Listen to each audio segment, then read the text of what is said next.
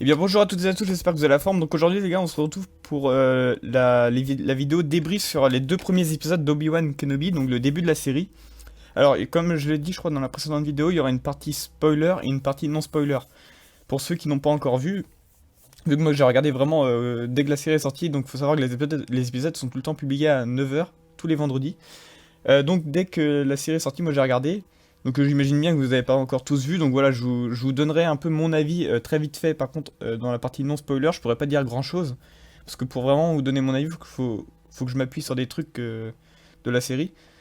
Et ensuite, il y aura une partie spoiler. Donc là, j'ai noté sur une petite liste tous les trucs qu'il faut que je parle. Donc c'est parti pour la partie non spoiler. Alors déjà, globalement, ces deux premiers épisodes, j'ai vraiment beaucoup aimé. Et ils étaient vraiment, c'était vraiment suffisant pour le début de la série. Donc là, il nous reste 4 épisodes à voir, il y en a 6 au total. Ils ont montré, je pense, tout ce qu'il fallait. Ils apportent des nouvelles choses, ils apportent aussi des explications qui vont derrière, même si bien sûr, t'as toute la série pour apporter des explications. Mais c'est vrai que souvent, quand il n'y a pas d'explication d'un coup, ça râle un peu sur les réseaux. Bon.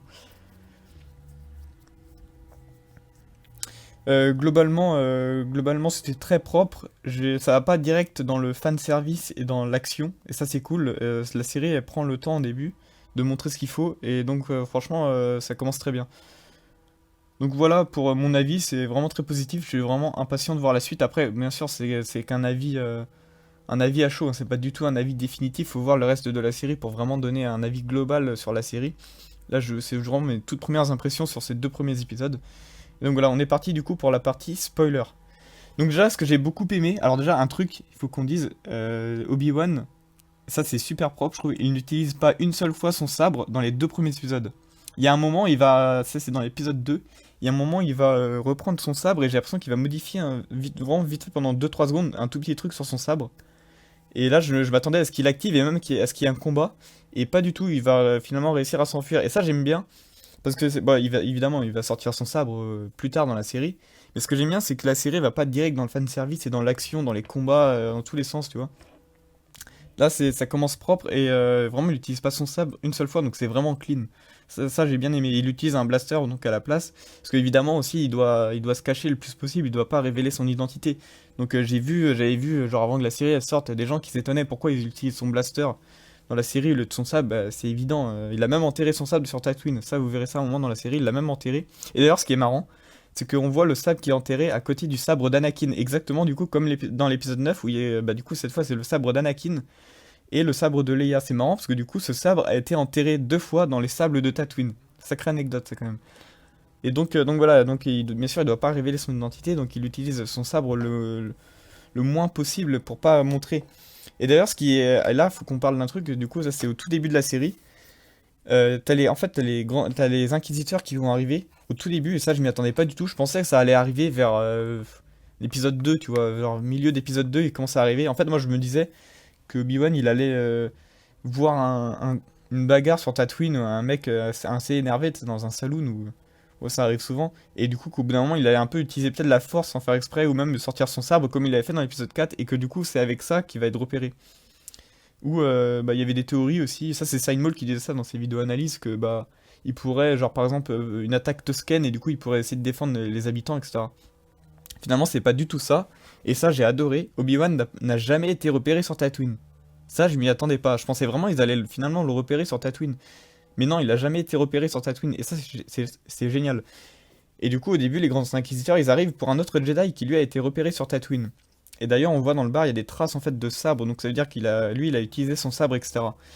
Et à un moment, ce Jedi-là, genre je sais plus son nom, je sais plus s'il donne son nom, mais à un moment, il va demander de l'aide à Obi-Wan, et Obi-Wan, il va lui dire que bah, il peut pas l'aider. Au début, il va même lui dire, parce que le gars, il lui dit, oui, je vous connais, vous êtes un Jedi et tout, comme moi. Et Obi-Wan, il dit, bah, vous devez vous tromper de personne, je ne vous connais pas du tout, parce qu'il veut vraiment cacher son identité. Et du coup, il refuse de l'aider, et malheureusement, bah, un peu plus tard, dans l'épisode 1, on voit le gars, il a été retrouvé par les grands inquisiteurs, il est pendu, etc. Et du coup, bah, en fait, les inquisiteurs, pardon, ils venaient sur Tatooine pour ce gars-là et pas pour Obi-Wan. Et ça, je pensais pas que ça allait prendre cette tournure-là. Et je suis vraiment content qu'ils aient fait ça. Et du coup, par contre, il y a un truc, c'est que l'acquisitrice qui est vachement mise en avant dans la série, donc Riva, on va en reparler après. Et bah elle, en fait, elle connaît Obi-Wan, elle connaît même un autre truc que très peu de personnes ne savent. Et ça, il faut qu'on en parle. Et en fait, elle est motivée à l'idée de retrouver Obi-Wan. Elle ne sait pas où il se cache, elle sait pas qu'il est sur Tatooine, mais elle veut vraiment le retrouver et l'amener à Vador. C'est une de ses motivations principales, avant même que du coup, bah, il l'ait repéré plus tard sur la planète. Et en fait, du coup, ils vont faire, elle va faire tout un plan pour le piéger, etc. Donc ça, je vais en reparler juste après. Donc j'avais noté aussi donc l'arrivée des inquisiteurs, donc c'était très propre, ça fonctionnait bien. Le grand inquisiteur, j'ai bien aimé le voir en live action, parce que dans les trailers, je le trouvais pas terrible, je le trouvais même un peu raté au niveau de son design, et finalement en live action, je trouve qu'il passe plutôt bien. J'ai bien aimé. Apparemment, il a les yeux jaunes, donc ça c'est génial à voir. Il est assez effrayant, donc ça c'est assez cool. Par contre, le grand inquisiteur, j'en reparlerai après, parce que ça concerne l'épisode 2. Et donc ensuite, ce que j'ai bien aimé après l'arrivée des Inquisiteurs, c'est qu'on montre bien la routine d'Obi-Wan. Et tout ce qu'il fait au quotidien sur Tatooine. Et voilà, on voit un peu le gars, c'est vraiment ce que je voulais voir aussi dans la série, c'est un peu genre la tristesse et la peine que peut ressentir Obi-Wan, etc. Il y a même la nuit, il fait des cauchemars, et du coup on a revu des flashbacks du combat de l'épisode 3, il revoit Anakin brûlé, etc. Donc c'est totalement logique qu'il voit ça, et c'est émotionnellement assez fort, donc c'est vraiment cool de voir ça. Et je suis content qu'ils aient montré ça. Et d'ailleurs, à un moment, il va se réveiller. Et ça, c'est vraiment un truc que je voulais voir depuis des années. Et en fait, il va appeler Qui-Gon. Et en fait, il faut savoir que dans la série, dans son exil, il est déjà rentré à plusieurs moments, même assez souvent, en contact avec Qui-Gon. Donc c'est pas dans la série où c'est la première fois. Mais il va quand même appeler Qui-Gon, et il va dire maître, etc. Et je sais plus qu'est-ce qu'il lui demande, mais du coup, bah, il répond pas. Qui-Gon ne répond pas. Souvent, les fantômes de force, ils répondent pas quand on les appelle, hein. Ça, c'est un truc qui, dans Star Wars, c'est assez souvent. Hormis dans les moments les plus importants. Et il va même l'appeler un deuxième moment dans la série. Donc pour le moment, Qui-Gon, il a juste été mentionné. Et je suis super content qu'il soit mentionné. Après, on verra si on entend sa voix ou pas. Donc on verra. Par contre, un truc aussi que j'ai pas. Ça, c'est un truc que j'ai pas compris dans la série. C'est qu'en fait, merde. Obi-Wan, il vit dans une espèce de petite grotte qu'on avait déjà vu. On avait déjà vu des images de ça. Et j'ai pas compris pourquoi il était pas dans sa maison qu'on voit dans l'épisode 4 et qu'on voit aussi dans les comics. Et les comics se passent avant la série. Donc ça, j'ai pas compris pourquoi il va là. Il y a peut-être une explication à ça, peut-être on l'aura plus tard. Mais voilà, en tout cas, il s'est installé là, il a pas mal de trucs là-bas. Enfin, il a ses affaires là-bas, donc je trouve ça un peu bizarre qu'il soit pas dans sa maison plutôt à la place. À moins que la maison que l'on voyait dans les comics c'était peut-être une autre, et qu'ensuite il a été dans cette grotte, et ensuite il a eu la maison de l'épisode 4. Donc, bon, je sais pas, à voir. Et ensuite, il faut aussi qu'on parle de tout ce qui est autour de Luke et Owen Lars, etc. Alors finalement, il y en avait certains qui avaient des théories comme quoi Owen Lars allait dénoncer Obi-Wan, etc. auprès des Inquisiteurs, et que c'est comme ça qu'il allait se faire opérer. Moi, j'ai toujours trouvé ça. Alors je sais que Owen, il déteste Obi-Wan, et même dans la série, il va lui dire à plusieurs moments de le laisser tranquille, etc. Mais de là à le dénoncer, non. Surtout que ça met quand même en danger Luke, parce que les Inquisiteurs, ils pourraient se demander pourquoi Obi-Wan, il se cache sur Tatooine, qu'est-ce qu'il veut cacher en fait. Donc il va pas le dénoncer, et je trouve ça totalement logique, même s'il le déteste bien sûr. Et ce que j'ai bien aimé, c'est la petite confrontation entre Owen et Riva. Le gars, il lui tient bien tête, hein. Et voilà, il y a pas mal de tension à cette scène, donc ça c'est vraiment réussi. Ensuite, je voulais qu'on parle aussi du personnage de Riva. J'ai beaucoup aimé la manière dont... Bah après, est-ce qu'on peut vraiment parler d'une évolution en 2 épisodes, mais la manière dont elle est présentée déjà. Et j'avais peur un peu d'une inquisitrice assez classique, tu vois, et finalement, non, ils arrivent à faire quelque chose d'assez unique avec elle. Donc on a vraiment... Reva, elle n'obéit pas du tout à l'Inquisitorius. Et, même ouais, je vais en parler juste après, mais à un moment, elle va faire un truc assez dingue. Et en fait, elle leur obéit pas du tout, et je pense que pour les prochains épisodes, elle va vraiment ne plus du tout être avec les autres inquisiteurs et traquer Obi-Wan toute seule. Je pense, et même que il y aurait même moyen, tu sais, que Vador, du coup, il se ramène aussi dans le truc pour traquer Obi-Wan, et que bah, du coup, tu sais, ils soient un peu en rivalité. Tu vois. Bon, après, je pense pas qu'elle peut rivaliser avec Vador, mais ce que j'aime bien avec elle, c'est qu'elle est vraiment rebelle, quoi. Et elle veut pas du tout suivre le truc, elle fait vraiment son propre truc.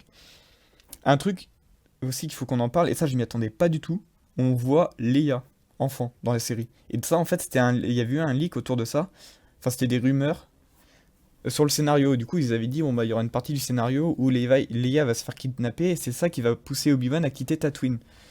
Et j'avais vu ça à l'époque je trouvais ça un peu bizarre, et j'y croyais pas. Et du coup bah après plus personne n'en a parlé, et j'y croyais plus du tout. Et en fait c'est exactement ça qui s'est passé dans la série.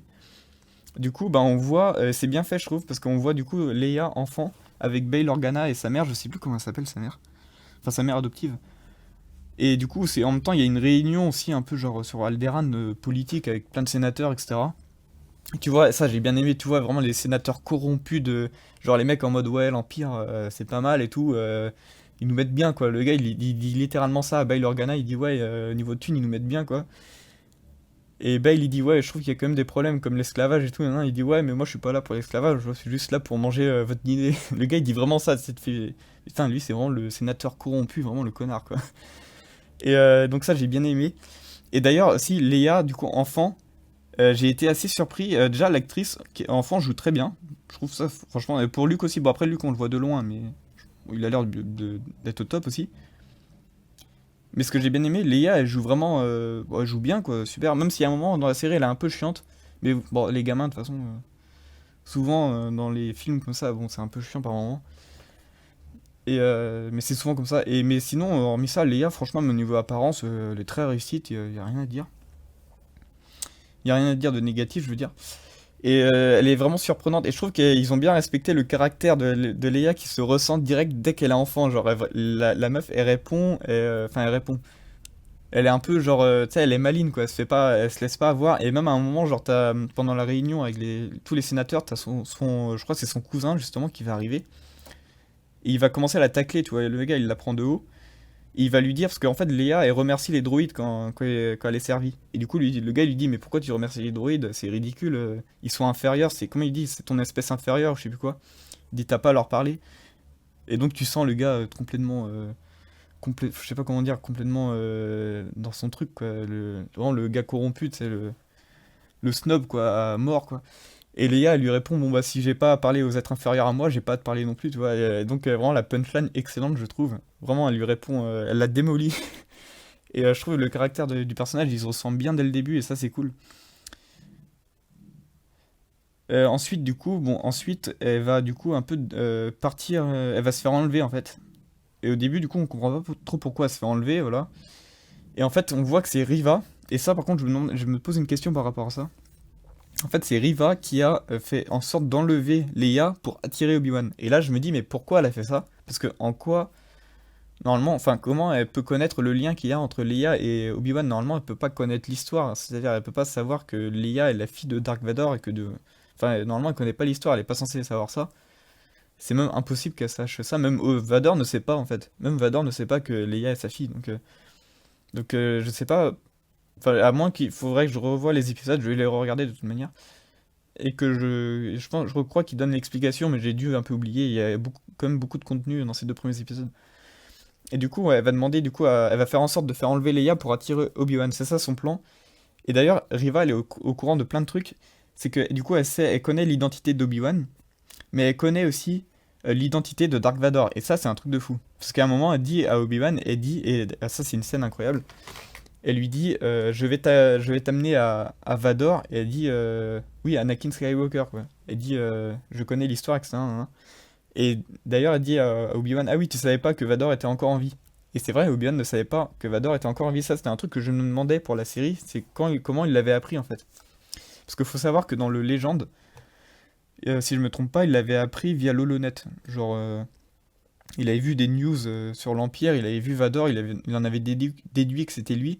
Mais là, en fait, il n'était pas du tout au courant. Alors, ce qui est marrant, quand même, c'est qu'il a l'air d'être au courant pour les Inquisiteurs et comment ils fonctionnent, etc. Mais il n'était pas du tout au courant pour Vador. Il savait pas qu'il était encore en vie. Et du coup, bon, on voit à un moment, il est un peu choqué, etc. Et même à un moment, il va s'enfuir avec Leia, il va prendre le vaisseau.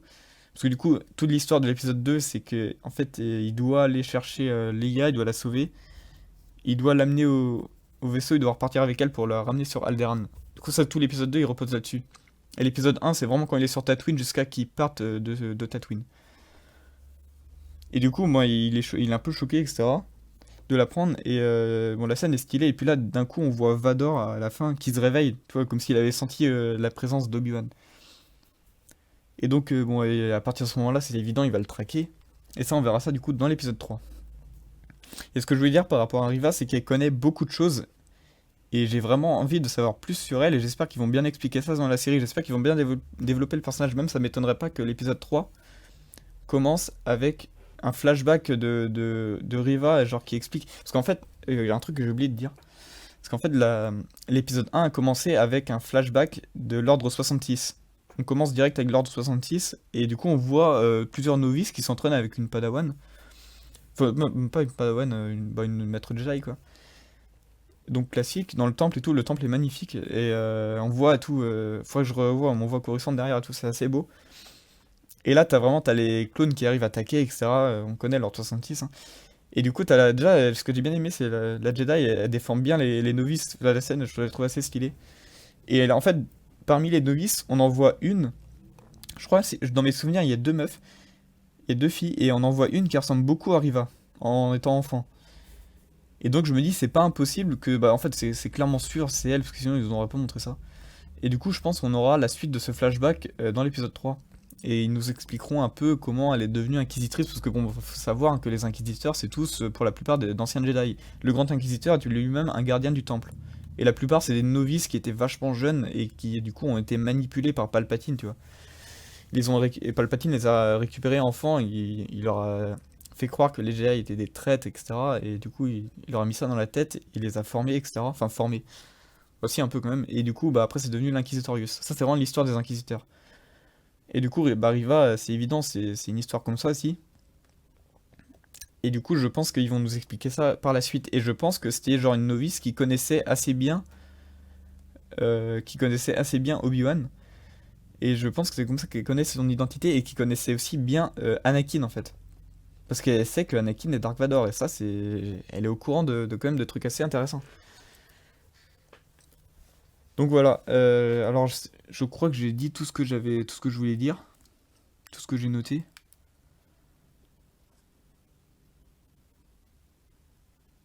Voilà, donc globalement, c'était vraiment super propre. Obi-Wan n'utilise pas une seule fois son sabre. C'est vraiment, tu sais, c'est pas genre le fan service à fond. Non, non, c'est. Même s'il y a les grands inquisiteurs. Pourquoi je dis grands inquisiteurs? Même s'il y a les inquisiteurs, etc., c'est pas. Ça fonce pas dans le combat direct. C'est assez posé, tu vois. Même le premier épisode, surtout, était très posé. On voit bien l'exil d'Obi-Wan. On voit. Tu vois, ça se met au fur et à mesure. Ça, j'aime bien, tu vois. Quand il y a trop d'action dès le début, c'est un peu chiant. Et toi, au fur et à mesure, l'action, tu sens, elle va venir dans la série. C'est bien équilibré. Et dans l'épisode 2, il y a déjà un peu plus d'action avec, bien sûr, ils sont sur la planète, du coup, ils sont sur la ville, que l'on voit dans les trailers. Et là, on va faire un truc juste après, c'est qu'on va regarder les trailers qu'ils ont diffusés pour la série, et en fait, ce que je vais faire, c'est que je vais regarder les deux trailers de la série, et je vais voir les plans qu'on a déjà vus, parce que j'ai l'impression qu'on a vu beaucoup, beaucoup de plans.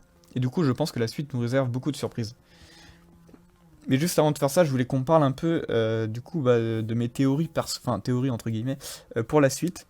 Du coup déjà par rapport au personnage de Riva, bah, en fait j'ai déjà dit, hein, j'aimerais qu'on développe son passé, qu'on montre plus de flashbacks d'elle, et etc. Et j'espère qu'elle va vraiment s'affirmer. Et oui, un truc que j'ai pas dit aussi, c'est le Grand Inquisiteur. En fait, ça par contre je suis un peu déçu par rapport à un truc, c'est qu'en fait je m'attendais vraiment à un genre, tu vois, épisode 2, un combat entre Grand Inquisiteur et Obi-Wan. Et je pense qu'on le reverra plus le Grand Inquisiteur. Parce qu'en fait, à la fin, genre, et en fait, faut savoir, Reva, elle est vraiment rebelle de ouf. Et à la fin, elle arrive, et il y a Obi-Wan qui se cache dans une pièce, avec genre plein de conteneurs, des caisses, etc.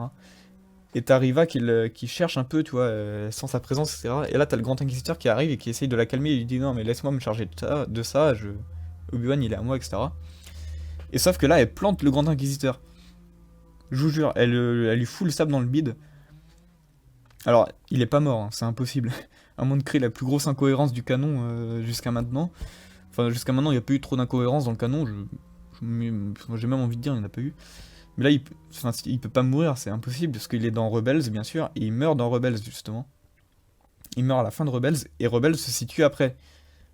Hein, j'ai vérifié les dates, c'est -5. Rebels, c'est -5, c'est 5 ans avant l'épisode 4, et Obi-Wan, la série, là, c'est 9 ans avant l'épisode 4. Et donc voilà, donc Rebels, non, non, il meurt dans Rebels, donc c'est impossible qu'il meure dans la série. Donc j'ai pas, c'est un peu bizarre, mais parce que le gars, on a vraiment l'impression qu'il est mort. Genre il tombe par terre, ensuite t'as Reva qui part enfin qui pourchasse Obi-Wan, et le gars il est à terre, genre limite t'as l'impression qu'il respire plus. Donc c'est bizarre. Mais je pense que, en fait, je pense qu'ils vont lui mettre genre un truc cybernétique un peu. Bah, ils aiment bien faire ça dans les séries maintenant, comme ils ont fait dans Mando avec Fennec, ou avec, comment il s'appelle, dans Boba Fett là. Bah, c'est dans Boba Fett surtout qu'on voit ça, mais à la base c'était dans Mando. Avec, comment il s'appelle, merde. Je sais plus, mais celui, le Marshal de Tatooine, là, de Freetown. Je sais plus comment il s'appelle. Mais vous voyez de qui je veux parler, je pense. Lui aussi, pareil, ils lui remplacer le bide. Donc la cybernétique, bon bah après voilà, c'est un thème dans Star Wars, hein, il y a souvent ça, enfin il y a énormément de cybernétique dans Star Wars, donc c'est pas bizarre de voir ça. Mais c'est sûr qu'ils aiment bien faire ça dans la série, donc je pense que c'est comme ça qu'il va être soigné. Par contre, je pense, et c'est là du coup Riva, ça peut être intéressant par rapport à son évolution, elle ne va pas pouvoir revenir avec les Inquisiteurs, parce elle a pas le droit de faire ça, genre le Grand Inquisiteur c'est vraiment celui qui est au-dessus des autres. Donc celui qui est encore au-dessus c'est Vador, donc, et celui qui est encore au-dessus c'est Palpatine, et celui qui est au-delà de tout ça, bien sûr, c'est Jar Jar Binks. Je rigole. Non, mais du coup, elle a pas le droit de faire ça, et du coup, si elle revient avec eux, ils vont la tuer, quoi, c'est pas possible. Ou genre, c'est Vador, enfin, il va la terminer, enfin, donc elle est obligée de fuir, là, elle est vraiment dans la merde. Et donc, j'ai vraiment hâte de voir qu'est-ce qu'elle va faire, et j'espère qu'elle sera bien présente dans la suite. J'ai vraiment envie de voir ce personnage être développé. Je pense qu'elle va mourir dans la série, parce qu'elle connaît beaucoup de choses, etc. Je pense qu'elle va finir par mourir, mais j'ai vraiment envie qu'il la développe. Donc c'est une de mes espérances principales pour la suite. Pour ce qui est de Leia, je pense qu'elle va être remise à Alderaan. En fait, je pense que Leia c'était un peu une diversion, genre pour expliquer pourquoi Obi-Wan a été repéré, etc. Et je pense qu'elle va être remise sur Alderaan, voilà, et puis on la verra plus après. Mais en tout cas, son apparition était très cool, c'était bien fait, c'était propre. J'ai beaucoup aimé. Ils ont bien respecté le personnage, c'est parfait. Voir Alderaan aussi, ça fait plaisir. C'est la deuxième fois qu'on le voit à l'écran, donc voir un peu plus la planète, etc. C'est une super belle planète, donc franchement, ça fait plaisir. Bail Organa, il était parfait aussi. Non, non, rien à redire par rapport à ça. Et donc maintenant, ce qu'on va faire, c'est qu'on va regarder du coup les trailers.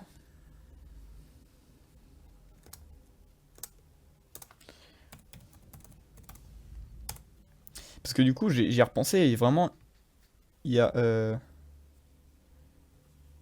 il y a vraiment beaucoup de choses qu'on a vues en fait dans la série et qui sont dans les trailers. Donc,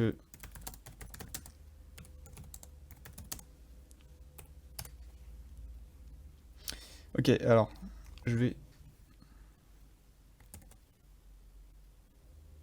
je vais démarrer l'enregistrement. Hop. Voilà, bon, globalement, c'était aussi, je voulais dire, c'était une vidéo sans prise de tête, hein, il n'y aura pas beaucoup de montage. Alors, ça c'était il y a 3 semaines. Moi, je vais mettre celui-là.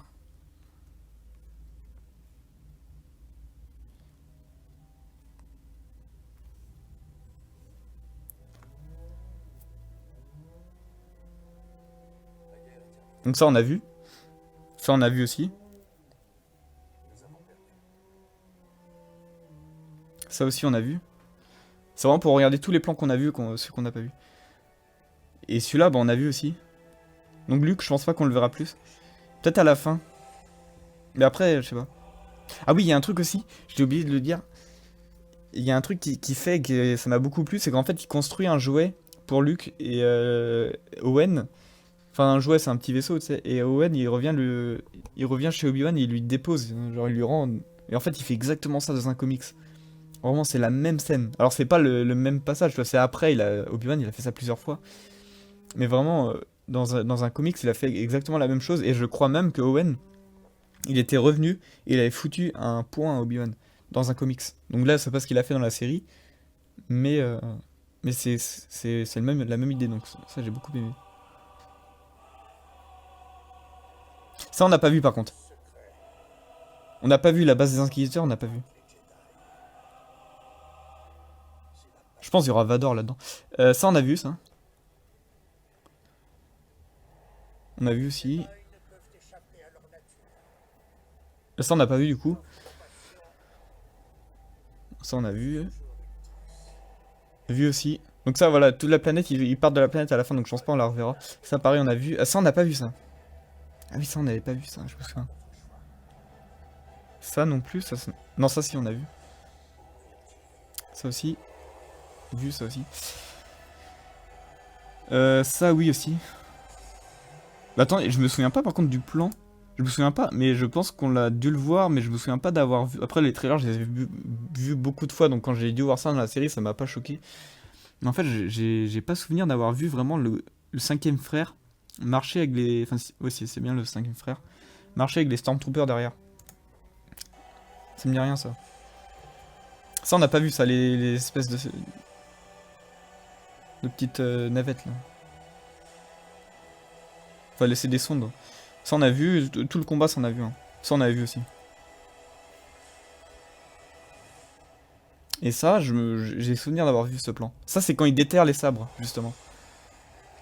Son sabre et du coup le sabre d'Anakin. Ok, et après, oui, après, il n'y a plus rien. Et là, on va regarder du coup le deuxième vite fait.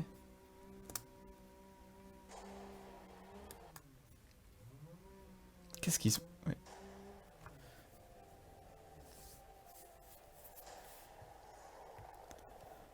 ouais. Ça, on a vu du coup. Ça, c'est comme ça que commençait l'épisode 2. Ça, pareil. Ça aussi. Ça, du coup, c'est comme ça que commençait la série. Bon, ça, pareil, hein. On l'a revu et revu ça.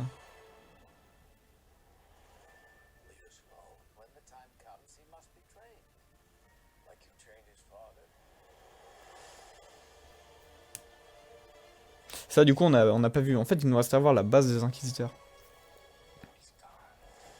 Et attendez, attendez, c'est un truc de ouf. Vous voyez bien, regardez, il y a Riva qui revient dans la base des Inquisiteurs avec les autres Inquisiteurs. Et il n'y a pas le Grand Inquisiteur. Du coup, il est pas là, mais je pense qu'il doit se faire soigner, un truc comme ça. Mais du coup, elle est quand même revenue, quoi. Ah oui, j'avoue, et c'est là, regardez. Ah oui, voilà, c'est là. En fait, elle revient du coup dans. Je pense, genre, elle revient, elle fait mine de rien, elle a rien dit, tu vois.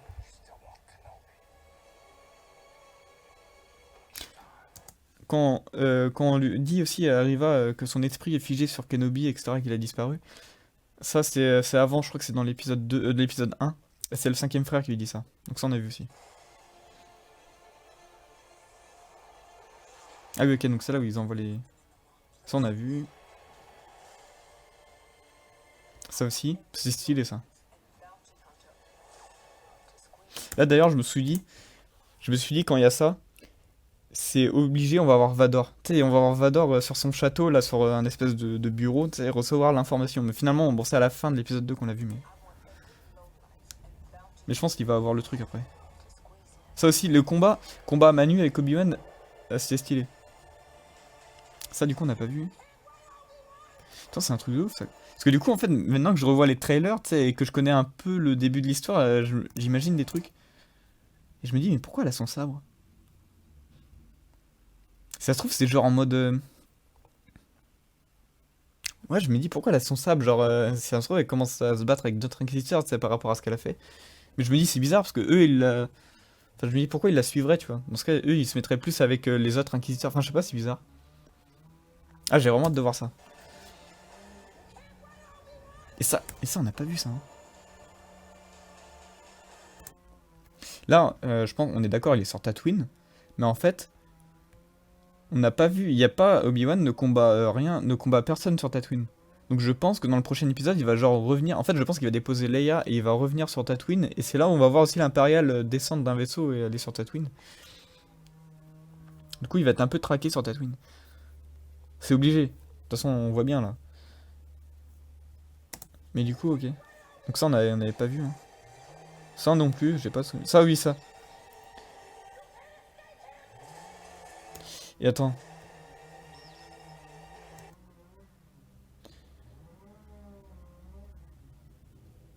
Ça, on a vu. Mais si, attends, mais en fait, à ce moment-là, c'est là que je réalise. Là, elle dit en français, du coup, tu ne lui échapperas pas. Mais je crois qu'elle ne le dit pas à ce moment-là. Dans la série, je crois qu'elle dit juste. Parce que dans la série, ça, je l'ai vu. Le moment où elle brandit le sabre et où Obi-Wan il part en vaisseau. Et en fait, dans la série, elle lui dit en genre, on va t'achever ou on va te retrouver, un truc comme ça. Donc en fait, elle dit pas la même chose.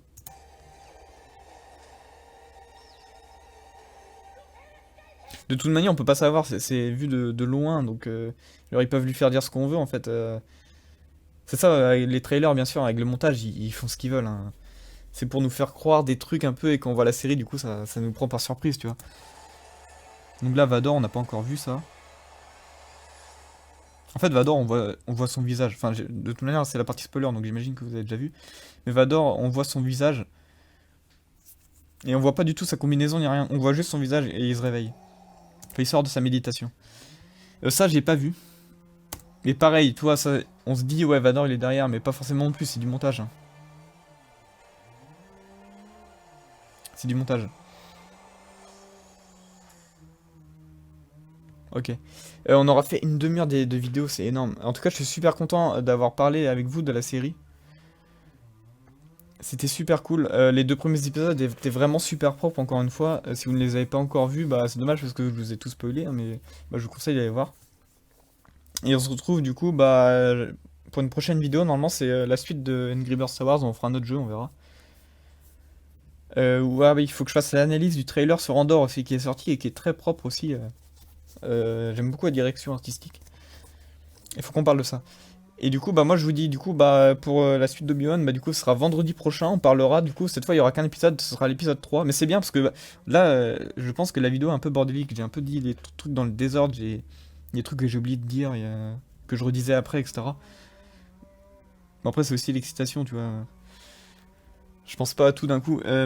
Mais du coup, prochaine fois, ce qui est bien, c'est qu'il y aura qu'un seul épisode et il y aura du coup, ce sera plus structuré, ce que je dirais. Donc voilà, j'espère que cette vidéo vous aura plu. Je vous dis à bientôt pour une prochaine vidéo.